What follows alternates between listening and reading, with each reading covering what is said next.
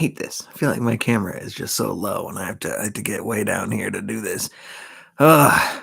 I need a taller bookshelf. I miss my old shelves.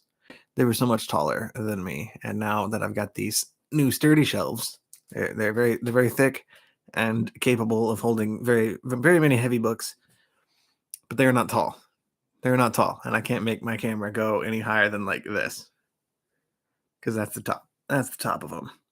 And now you know way more than you should about my shelves. But I'm also like hunched over like this. I don't like it. Doesn't look good. I gotta figure it out. I gotta fiddle with my setup. But that's not why I'm here. You're in before your countdown ended. Yeah, they wouldn't let me pick 9:55, so I had to go 10 o'clock, and I'm just early for the first time in my entire life to anything. Hello. I guess you're getting a spoiler of one of my comics. This is my new comic book day haul. This is what I got. Everything showed up this week. Yeah, everything showed up this week, but it's a small week. It's a small week for me. Shorter chair would probably be a good idea. That's really my only option. And then I'll feel like a little kid at a normal sized table with a tiny little chair, which I'm okay with. Might as well just sit on the floor at this rate. Okay, so I got these comics, plus a couple of ones that I can't hide because they're just bigger. I got a trade, I got a hardcover, and I got a magazine size Black Label DC book this week. So as always, I do a little baby shuffle of this stuff, and then go through my entire pull list one by one. I have read some of these, maybe half of this pile. I could be wrong. If it's not half, it's definitely less. So I might be overestimating. But that being said, I need to not ramble on about my thoughts as much anyway, because I tend to do that. These live streams tend to go a little longer than they need to. So I'm just going to try and be quick. We'll see if I can. I'm always late for stuff, and I'm always way too long. Late to show up and late to leave, I guess. Boom. I don't like this microphone on camera. Who cares? I'm just self-conscious or tech conscious, whatever. First book. Oh wow. Okay, that's weird. This is the one that I spoiled in advance already. I kind of don't want to start with this one because this is probably my favorite book so far in this pile. This is the final issue of The Good Asian. You probably know if you have watched my channel before, because I did not shut up about it last month, but I was featured on the back cover of The Good Asian number 9. And I looked at the back cover this week for the final issue, and there are no more blurbs. There are no more reviews. You just have the credits here for the creative team. So I got in right at the end, which is kind of cool. I like the fact that I'm on the very last one. The very last one that had blurbs, to be fair. Yeah, this was a 10-issue series. It's over and done with. Like most, maybe I'm just dumb, but I find most noir and detective stories that I read or watch, I'm thinking of like Chinatown, for example, or any kind of like Humphrey Bogart film noir style movie. This is definitely in that same vein. If you like those kind of stories, you will love The Good Asian. You should give it a try. But my beef with that kind of story is by the time I get to the end, I'm always very confused and very lost. And that did happen a little bit with The Good Asian.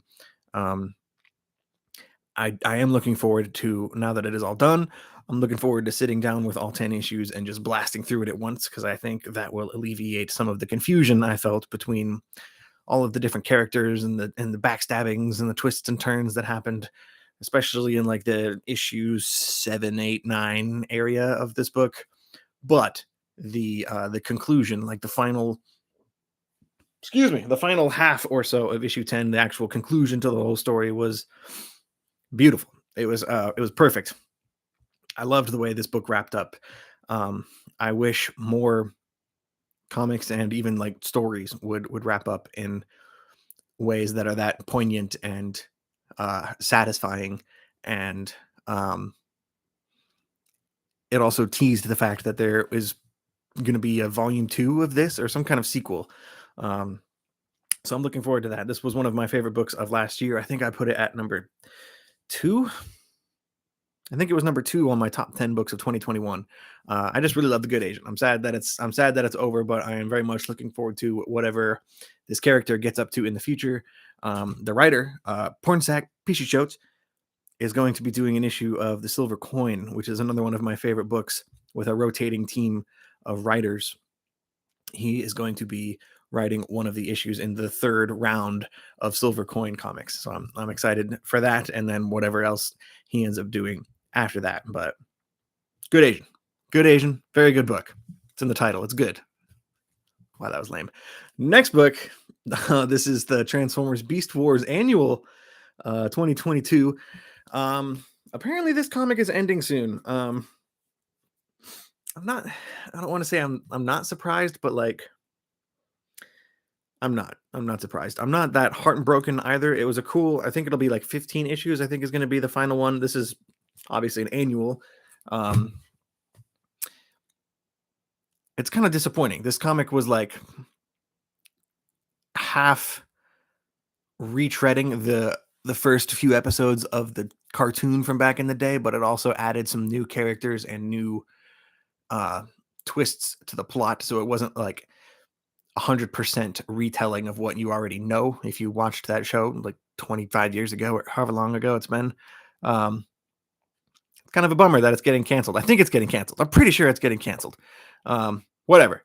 I always just breeze past this issue every month that it comes out because I say it's my childhood nostalgia pick. I don't indulge in nostalgia just for nostalgia's sake, except for Beast Wars. That's a soft spot for me, I guess. This is Knighted, 5 of 5. A lot of books I'm reading are ending this week. There's a lot of final issues in this stack. This is one of them. Knighted number 5 of 5. I have not read this issue yet. I didn't love this book. This is from AWA. It's about a kind of a sad sack sort of loser guy who never gets what he wants in life, who accidentally murders like his world's version of Batman, and he ends up having to put the bat costume on. I'm calling it a bat costume. He ends up having to dress up as this superhero to kind of both fight crime in his city and also to cover up the fact that he killed the knight is the name of the character in here. The fact that he killed the knight. If the knight suddenly disappears, then questions will start getting asked. So he has to do it in order to avoid getting accused of murder. But I feel like 5 issues here was just too short for me to really invest in this character in this world, and it never really hooked me in the way that I wanted it to. Maybe the 5th issue is totally nuts, and I'll love it. But I think even if this final issue is a 10 out of 10, it will still not be enough to pull up the first 4 issues. So Knighted, I gotta say, is in the bottom half, probably somewhere of all of my AWA comics. I've been a very vocal fan of that publisher for a long time, and even something like this, which is not one of my favorites, I still like Knighted quite a bit more than other books I have read in the past few years. Humphrey Bogart movies were among my favorite growing up, says John Stout. I wish I was cool enough to watch Bogart movies when I was a kid. I did not really appreciate Bogey until my mid-20s, 30s. You know, I'm 33 now, so Bogart is relatively recent, but he's cool. If I had watched his movies as a child, I would have been even cooler as an adult. ELO says, "Hello everyone, finally caught you live. I'm here. I'm live. Hooray. You did it. You'll leave soon, I promise. It's not that fun." That's one AWA title I didn't keep up with, says Sal. Yeah, Knighted. I'm kind of sold. I just need to get everything that they do at this point. Like I love them enough to give them the benefit of the doubt, even if it's not something I love. That's just how I am. I need to find that last issue today. I'll check our other shops tomorrow. Yeah. We have one extra copy at Mill Geek. It's probably not going to sell. I don't know why we have an extra copy of issue number 5 of 5, but whatever. Speaking of AWA, this is another final issue, 5 of 5 for the Crimson Cage. This book, however, I am in love with. If you watch my recent video that I just put out yesterday, did I upload that yesterday or the day before? I can't remember. In the past 2 days, I did my top 5 comics from March 2022 from last month, and I had the last issue of Crimson Cage, number 4. I had that ranked as my second favorite comic of last month. This is the final issue. I did not love the conclusion as much as I loved the build-up and the constant ratcheting up of the tension. I thought the climax and the resolution in here all felt a little bit rushed. That being said, this is still quite possibly in my top 3 favorite AWA comics I have read in the 2 years that they have been a publisher. This is one of my favorite books. This will likely end up, if not in my top 10 books of the year, in the running for my top 10 books of the year. I love Crimson Cage, even though, well, I guess the first issue came out in December, right? If I'm doing the math right. This is number 5. Whatever. The majority of that comic came out this year, so I think I'll count it as a 2022 book. This is a contender for, it's not my favorite book of the year, but it is probably going to be on the list. So that's a spoiler alert for a video that's like 9 months away. Next book, Hulk number 6. Our shop did not get enough copies of Hulk number 5. They just came in today, so I have not read number 5. Therefore, I have not read number 6. I am a little bit behind on the Hulk. I'm not loving this book as much as I want to. It is very strange. I think it's unfortunate that this came out right after Immortal Hulk.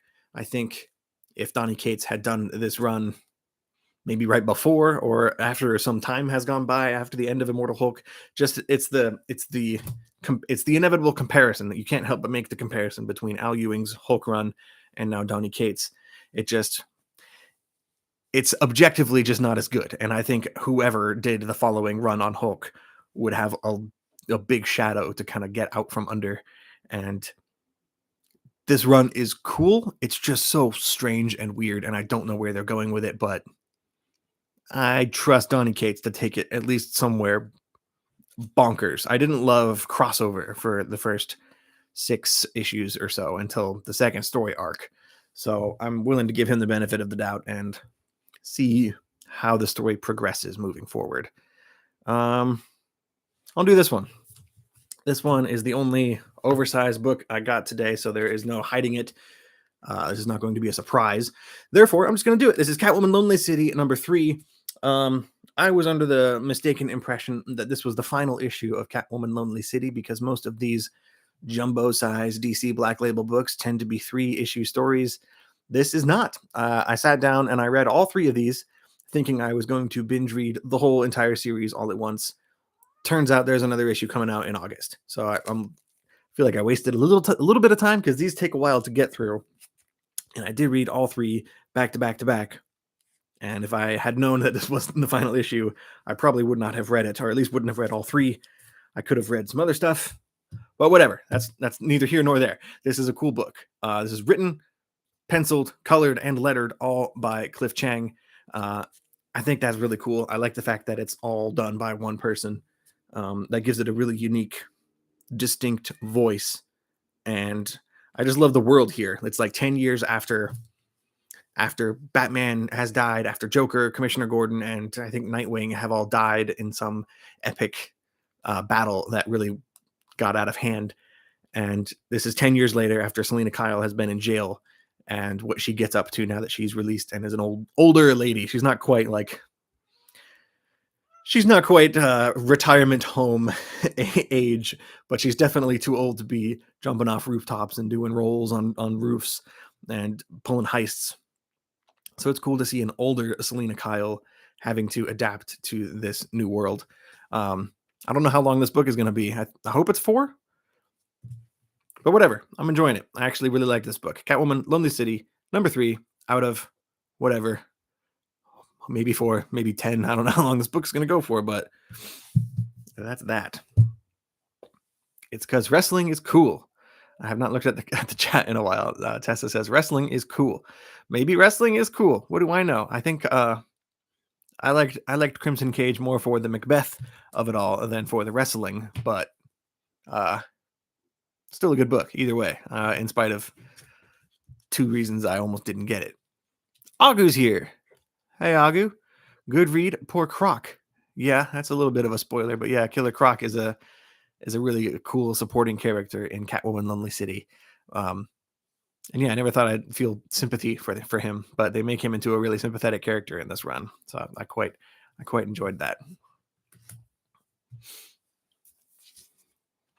This is Nice House on the Lake, issue number 8. I got the B cover here. This is done by Supergirl Woman of Tomorrow artist Bilquis Evely. This is a really cool book, as you know. I think everybody knows that. You don't need me to tell you. This is still my favorite book being published right now. We are 2 issues into the second half of this storyline, and I don't know how much I'm allowed to spoil. I'll spoil it, whatever. It's not a spoiler. This is from last month's issue, but Walter, the main antagonist of this book, has somehow managed to like brainwash everybody who is trapped in this house, and it seems like he has reset everything, and now he is living in the house amongst them and trying to, it feels like he's just honestly trying to like recapture his youth and like hang out with his friends, which is really kind of sad. But for the first time while reading this book, issue number 8 out of 12, it got me really thinking about how they're going to approach the end of this story, because there are only 4 more issues left of Nice House on the Lake, and the end is sort of in sight, right? We're 2/3 of the way done. Fractions, yeah, 2/3 of the way done, and I don't want it to end, but at the same time, I'm really nervous that the end will be. I don't know. I don't know what I'm thinking. I have faith in James Tynion. I know he'll be able to pull off a cool ending, an ending that I don't see coming. But at the same time, I don't know how it can possibly end. It's a very strange book. I love this book, and I want more books like this. I want more stories like this, period, because I love the mystery. I love the social stress that comes from taking a group of people and just bottling them into a contained space and then just shaking the bottle and like agitating them and seeing what happens. It's a really cool like social experiment kind of story. Next book, World's Finest number 2. This is maybe my biggest surprise. That's the first thing that comes to mind, because this book is very it's very Silver Age. This is just straight up superhero action. It feels very retro in its plot and its um, action sequences. And on paper, it's definitely something that I should not like, because I tend to stick to modern type stories with, a little more depth, I guess, than seeing basically in this first issue, Superman gets infected with like red kryptonite, and Batman has to figure out a way to fix his friend. And he ends up calling the Doom Patrol and having the weird, I don't know the Doom Patrol characters, but he has basically their version of Professor Xavier, like the guy in charge of their team who is a doctor. He basically has him operate on Superman, and it's just lighthearted superhero romp. It shouldn't be my thing. I should not like this book, but I really honestly think the duo of Dan Mora and Tamra Bonvillain, is that that's the colorist, Tamra Bonvillain and Dan Mora, art and colors. They do a lot of the heavy lifting on this book for me, and I think that's the main reason I'm able to tolerate this sort of light, fluffy superhero shenanigans, which is normally not my thing. And I think if it was done in an older art style, if I was reading an actual Silver Age book, I would get bored. Being 100% honest and transparent, that stuff does not hold my interest long term. But the retro storytelling mixed with the very modern, sleek art, I think, it's a kind of a fascinating combination, and I'm really kind of shocked at how much of a good time I had with World's Finest. Captain America. It's very hard to identify these backwards sometimes, but here we have, oh goodness, excuse me. Here we have Captain America number 0. Let's see if I can do that better. There you go. This is definitely a teaser, I guess, for the 2 new Captain America series that are about to be launching. One starring Steve Rogers, Captain America, and the other one starring Sam Wilson, the Falcon Captain America. I won't be getting both of them. I just don't have the space in my collection, in my brain. I don't have the patience to read 2 parallel Captain America stories. So I'm going to be sticking with the Steve Rogers book, pretty much just because it's written by, I need to look up their actual names and not just their last names. The creative team, the writers who did Kang the Conqueror last year, which was one of my favorite books of 2021. They are tackling the new, it's called Captain America Sentinel of Liberty, the Steve Rogers Captain America book. Jackson Lanzing and Colin Kelly. That's the name of the 2 dudes who are writing it. I'm going to be going with this Captain America book as opposed to the Falcon Captain America book. And knowing me, I'm going to end up picking the wrong one because that's usually how my luck works. I would like to get both, but I just can't justify it. It's a lot. However, John Stout, you are correct. The art in here is really cool. It reminded me a lot of what Riccardo Federici is doing over on Action Comics. This is not going to be the artist on actually either one of the Captain America books. This artist is just here for this one shot. Which is a little disappointing because there's a lot of really cool, it's just a really cool dynamic, action-packed kind of art style. And I really liked the book. I liked the storytelling in here. It's a little hokey at times, but I think you know what you're getting. It's called Captain America. It's a guy dressed up in a flag, standing for freedom and liberty and all that stuff. So it's gonna be a little cheesy. I think that's to be expected. So anybody who uses that as a negative while talking about a Captain America comic needs to think again, I guess. But that's to be expected. I enjoyed this book. This issue in particular was written by both writing teams who are going to be handling both Captain America comics moving forward. So it's pretty much just a teaser for what you're going to get in both comics. I'm not sure if or how often those comic storylines in the future are going to intersect moving forward. But again, I'm just going to stick with the main Steve Rogers book moving forward. Maybe I'll try the Sam Wilson Captain America in trade if I hear it's good. If not, then I'll just miss out. I've got a weird Captain America soft spot. All right. First trade I got today. This is Stillwater, volume number 2. I love Stillwater. I know the creative team for Wilson. I do. It's in the back of here. I'll get that for you, Tessa. It's in the back. I flipped right to it. Acclaimed writer, oh my goodness, Tochi Onyebuchi. Pretty sure I said that wrong, but it says they wrote Black Panther Legends. And then R.B. Silva is the penciler who did Powers of 10, Inferno, and Fantastic Four. And I might as well mention it while I'm here. Jackson Lanzing and Colin Kelly are the writers for the Steve Rogers Captain America book. And the art is done by Carmen Carnero, who apparently does Miles Morales Spider-Man. And they're both Stormbreaker artists, which is cool to see them get ongoing books instead of just random variant covers here and there. There you go, Tessa. There's the creative teams. Should have mentioned that before, but I forget. I'm a slacker. Back to Stillwater. And Tessa, this is all your fault too. You were the one who convinced me to get this book way back when, before it launched. I remember Stillwater #1 being in the catalog, and I for some reason didn't see it or didn't order it or something, and you were like, check that book out, that seems like it'll be your thing. Turns out Stillwater is very much my thing. I love this book. I have loved it since the beginning.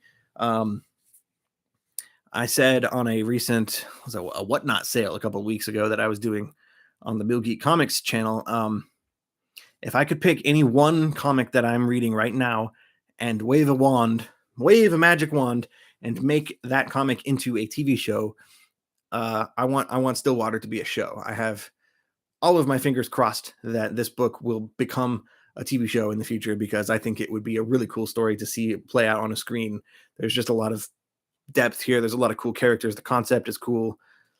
It's good enough for me to double dip. I've been getting all of the singles, and this book is something I wanted in a format I could be a little less, I don't have to care so much. Like I hate reading single issues because I have to do it with gloves, and I have to make sure I'm not creasing anything or bending anything, or just I can be a little less careful with a trade. But honestly, if they announce a deluxe hardcover for Stillwater, I will toss these trades not in the trash. I will give them to someone else to read, but I will upgrade to a hardcover of Stillwater as soon as humanly possible if they make one. Please make one. Also read Stillwater if you haven't read that. It's a fantastic book. Chip Zdarsky doing what he does best. This is another final issue from this week. This is Refrigerator Full of Heads, issue number 6. This book has been a weird amount of fun. I need to go back and reread Basket Full of Heads, but my initial impression from that book was that it was fine. It wasn't what I wanted. It wasn't as horrific and scary as I was hoping it would be. And maybe knowing that after reading that book has made reading this sequel a little easier, because this comic seems to lean into the campy, silly aspect a lot harder, and it's somehow, it just feels like a better story all around. It's written by Rio Yowers with art by Tom Fowler, and Joe Hill wrote the original Basket Full of Heads, and I have no idea who Rio Yowers is, but I think I love Refrigerator Full of Heads like significantly more than Basket Full of Heads. I would like to hear somebody else's take on this, because I don't hear a lot of other people talking about Refrigerator Full of Heads especially, but I was consistently surprised month over month how good of a time I was having reading that comic. It's goofy fun, and maybe because I wasn't expecting an outright horror story like I was the first time, maybe I was just able to have more fun with it, and I do need to go back and read the first one with that same mindset, and maybe my opinion will change. But that was Refrigerator Full of Heads number 6, the final issue. It's got to be like the third. That's the 4th final issue in this stack. There are 4 series at least so far that we've gone through that have ended this week. It's a weird transitional time. What was this? Nightwing 91? Nightwing 91. Have not read this yet. Apparently, Nightwing and the Flash team up in this book, which is a cool follow-up to the Superman team up that Nightwing just had. I love Nightwing. What can I say? It's another one of my favorite books right now. It also made my top 10 books of 2021 from last year's the video that I made. I believe Nightwing was number 3 on my top 10. But it could be also, I would not complain if someone made me pick Nightwing higher on that list, if that makes any sense. That's not something somebody would or could do. Go back in time and punch me in the face and say, put Nightwing higher on the list. I'd be fine with that. That's fine. Nightwing's a phenomenal book. I'm having a great time with it.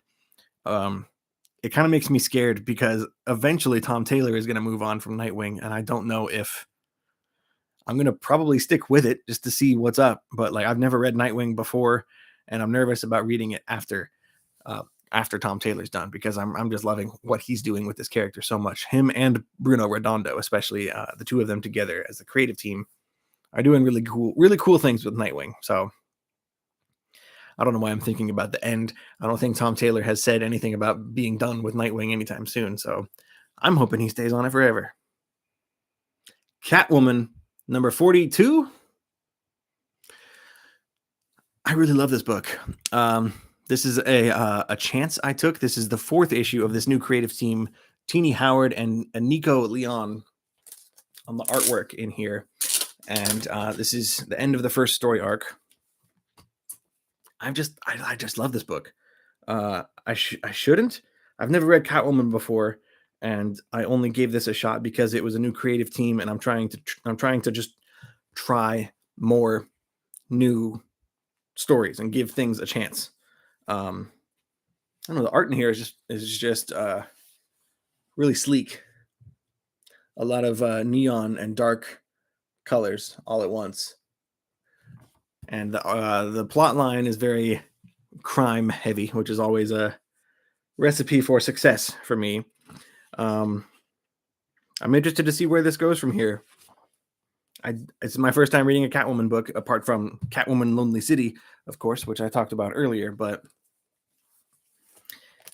the success that I'm having reading this book makes me really want to go back and read Ram V's run on Catwoman. I believe was right before this. I don't know if he did all 38 issues before this. No, because Joelle Jones, I believe, did some of the Catwoman stuff before that. I don't know how long Ram V's run was, but I want to read that next as soon as possible, which is not likely because I have so many comics to read week over week. I don't have time to go back. I just don't. I don't have time. This is Punisher #1, the second print from Alex Maleev. I ordered cover 1A of this book when it was announced, and it never showed up at our shop, or it got damaged, and we had to give our copies to actual customers and not employees, which happens.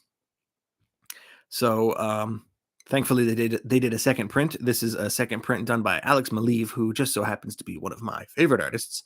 So I ordered this book, Art Unseen. I just saw it said Punisher 1, second print, Alex Maleev cover, and I hit order, please. And we got this cover, and it's great, and I'm excited. I have not read that yet. Is Punisher 2 out yet? I don't think the second issue is out yet. Interesting. If it is, I just didn't order that either. Maybe I'm slipping. I don't think Punisher 2 is out yet. Oh, I'm excited. I've been waiting for this for a while. This is Swamp Thing number 11. This is another issue where we had 3 customers order this book. I was one of them. Our shop received 3 copies of them. One of them was damaged beyond repair. We could not sell it. So the 2 that we got went to the other 2 people who ordered it, who happened to be customers at our shop. And I got the short end of that stick. So I had to wait for a replacement order to come in. It's been a while. This is the first issue of the Swamp Thing that I've read since it's been back. I forgot that it's kind of been on hiatus for forever, since I have been reading the Alan Moore Swamp Thing back here, the Absolute. I think that's why I haven't really felt the absence of Swampy in my life, because he has been there the whole time.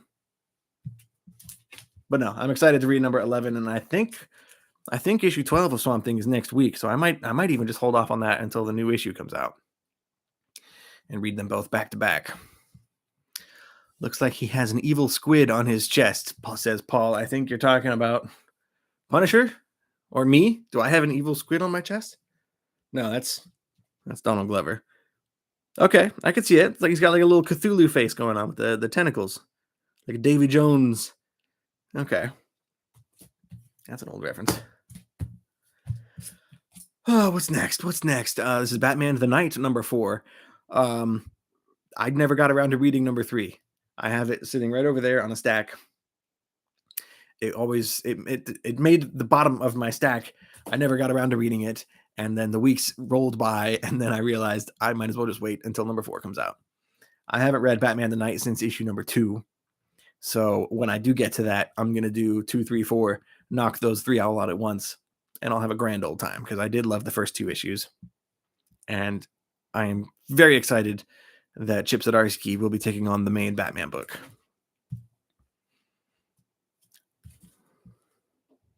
I wish these covers were a little brighter. I'm also in a kind of a dark room, but these Riccardo Federici B covers for Batman the Night are really cool. He just is one of my favorite artists. I love that guy. All right, what do I got? I got like 4 left plus a hardcover. Let's do this one. The Collector Unit 731 from Dark Horse. This is number 1. I really liked this comic. This is written and drawn, I believe, by Will Conrad. And the name did not ring a bell for me until I opened the book and started reading it, and I saw the art. Yeah, script by Will Conrad and Rod Montero, with art by Will Conrad as well. So yeah, he writes and pencils this. And I did not realize until I looked in the book and actually started reading it that this is the same artist who drew Out from AWA, which is definitely, it's a top favorite book of mine from AWA. Go pick this up if your shop has it. This is a $10 trade. Really cool World War II POW vampire kind of story. Same artist as The Collector. What the hell's the name of this book? That's got a stupid name. The Collector Unit 731. It's weird because this book is basically the exact same thing as Out. It is about World War II prisoners of war who are being experimented on, which is very similar to the premise of this comic. The difference being that the prisoners here are, the people holding them captive are Japanese instead of Germans, so it's the other side of the war, and they are the Japanese are experimenting on these prisoners by injecting them with it's actually kind of unfortunately topical, or at least relevant. They're injecting them with a fake vaccine. They're telling them that they're inoculating them against a disease, and then they infect half of the people with an actual disease. And it's a kind of a dark, messed up story about experimentation on prisoners. This could be a true story for all I know. This feels very heavy and realistic. And I'm excited to see where it goes from here. Excited might not be the right word because it's kind of depressing a little bit, but I really liked it. I thought it's not quite a horror story. I mean, it's horrific, the things that happened. It's very real world horror, whereas Out very much features a crazy vampire running around a prison castle run by Nazis. Out is very much I don't want to say fantasy, but it's very much not a true story. For all I know, Collector Unit 731 is real. It could very well be real, and I just don't know. Okay, and the hardcover I got today, I've been waiting for this forever. This is Criminal, the Deluxe Edition, Volume 2. We got Volume 1, there it is, and Volume 3 at our shop. Volume 2 has just been in the wind. I don't know where this book has been. And you can't really tell by looking at it on the shelf, thankfully, but it's bugged me that it's 1 and 3, and 2 has just been gone the whole time. So now I have all 3 books in the set. This is by Ed Brubaker and Sean Phillips. Probably my favorite creative team of all time in comic books. I have not read anything by them that I did not love. And I have not read any of the stuff in this book. I read the first Criminal hardcover. Goodness, there we go. I read the first one of these when I got that, and then I received number 3. And even though you can read this stuff independent of each other, I'm me, and I want to read them in order. So I hope to find the time to actually do that soon, because I love what they do.